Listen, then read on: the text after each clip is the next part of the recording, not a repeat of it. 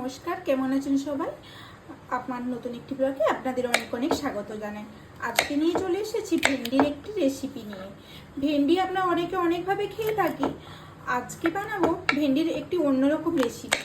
ভেন্ডির পেঁয়াজ, ভেন্ডি দো পেঁয়াজি। তো ভেন্ডিগুলোকে দুদিক থেকে প্রথমে ভালোভাবে কেটে নেব।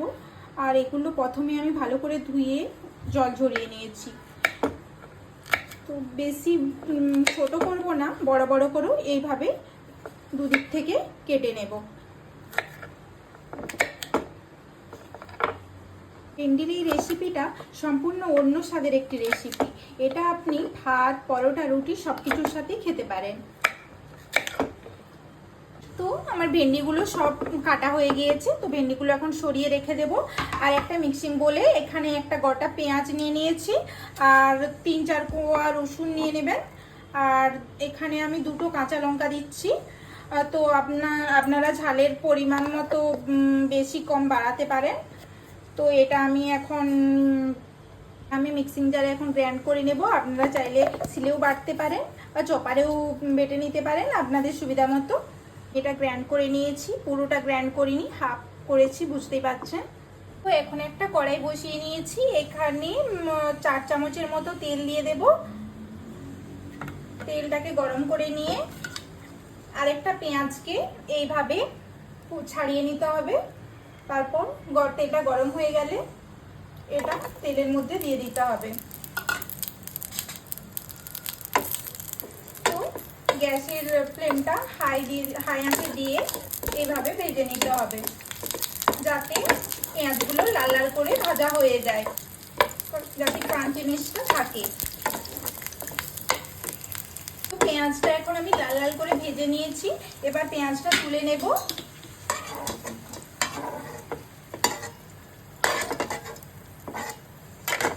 এখন আমি সেম তেলের মধ্যে ভেন্ডিগুলো দিয়ে দেব।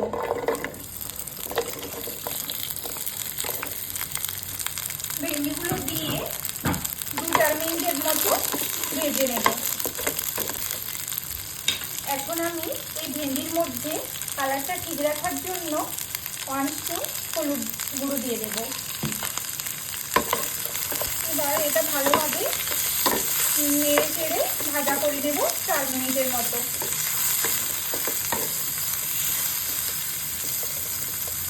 তো ভেন্ডিটা আমার 4 মিনিটের মতো ভাজা হয়ে গিয়েছে।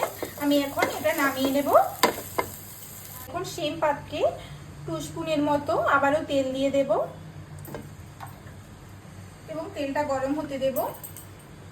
এখন আমি কড়াই দিয়ে দেব জিরে, গোটা জিরে এবং বেটে রাখা বা ক্র্যাশ করে রাখা পেঁয়াজ, রসুন আর কাঁচা লঙ্কা বাটা।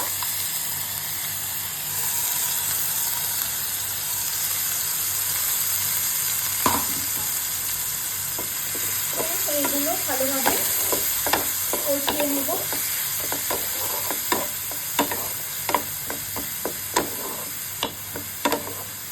এখন এর মধ্যে দিয়ে দেবো 1 স্পুন হলুদ গুঁড়ো। আবারও ভালোভাবে কষিয়ে নেব।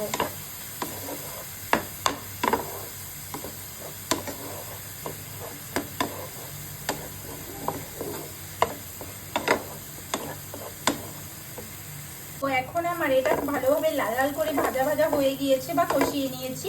এখন দিয়ে দেবো টমেটো বাটা। টমেটো বাটাটা দিয়ে ভালোভাবে নেড়ে চেড়ে কষিয়ে নেব। এরপর দিয়ে দেব 1 চামচের মতো হলুদ গুঁড়ো, অল্প পরিমাণে বা স্বাদ মতো লবণ। এবার দিয়ে দেবো 1 চামচের মতো ধনিয়া গুঁড়ো, 1 চামচের মতো দিয়ে দেব শুকনো লঙ্কার গুঁড়ো। আবারও ভালোভাবে নাড়াচাড়া করে নেব।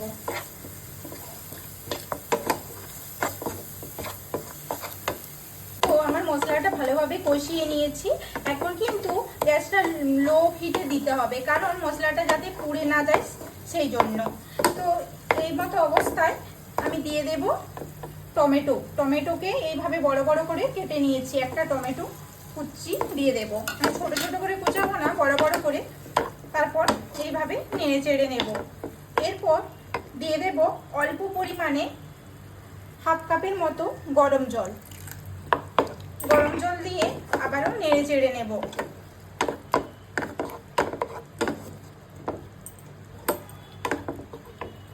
মশলাটা খুব ভালোভাবে ফুটে উঠেছে। এখন দিয়ে দেব ভেজে রাখা ভেন্ডিগুলো। তো ভেন্ডিগুলো দিয়ে দিলাম, তারপর ভালোভাবে নেড়ে চেড়ে নেব এবং এটা ঢাকা দিয়ে আরও 4-5 মিনিটের মতো রান্না করে নেব। তো এখন 5 মিনিটের মতো ঢাকা দিয়ে রান্না করে নেব। 5 মিনিট পর আবার ফিরে আসছি। কিছুক্ষণ পর ফিরে এলাম। এখন পেঁয়াজ ভেন্ডিগুলো খুব ভালোভাবে দেখুন সেদ্ধ হয়ে গিয়েছে। গ্রেভিটাও বেশ মাখো মাখো হয়ে গিয়েছে। এখন ভেজে রাখা পেঁয়াজগুলো দিয়ে দেব।